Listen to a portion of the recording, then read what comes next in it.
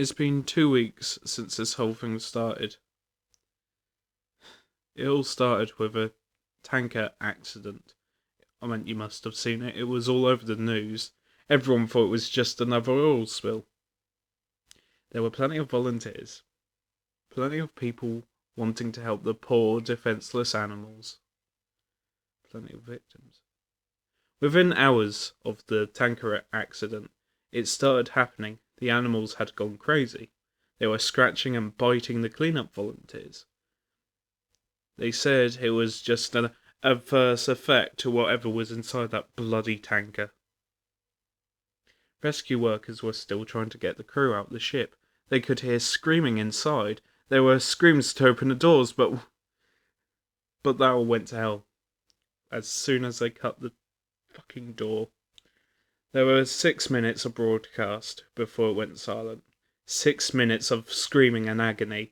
The ship crew attacked the rescue workers like rabid baboons. They were breaking bones and tearing flesh. The people in the shore weren't faring any better. Those that had been attacked by animals were attacking everybody else. It was worse than any war zone report. It was sheer brutality. And yet the broadcast still went on for 6 minutes. There was 6 minutes and then blank faces. Nobody could explain what was happening. They tried to continue with the regular news. You know, the economy, the weather, and a cute human interest story. But they couldn't make us unsee what we saw. I tried to continue with my regular existence. But every time I switched on the news or walked by a newsstand, it was there. This big mystery. There was some explanations. It was an infection or maybe brain parasites, but it didn't matter. It wasn't the infection we were afraid of. It was them. 4 days after the initial report, a state of emergency was raised. And yet, we've all seen this before. It's in every zombie movie ever. People didn't know who to trust. People were stockpiling food and weapons. Some tried to flee, but it seems like every zombie movie was right. They didn't make it. And 3 days later, they arrived in my town. You know something funny? I expected moans, shuffling corpses, and dismemberment. But that's where the movies lied. They ran through the streets, screaming. I remember running to my front door as fast as I could, locking, barricading, and doing anything to make sure they would stay shut. And then I headed for the window. I was on the second story, and I could see the carnage. They were unstoppable, and they were aware. A group of them made their way through a building across the street. They jumped straight through plate glass windows. Even the shards slicing through them didn't make a difference. They just kept coming. My barricade wasn't going to hold. I rushed around my flat, grabbing supplies and jamming them in the most secure room of the flat. I went back for one last look across the street, and I really wish I hadn't. In the second story window, my face met one of theirs.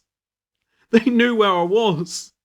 And I quickly dashed into the room and locked the door. I don't have a panic room or a secure basement, so the safest place I could think of was my bathroom.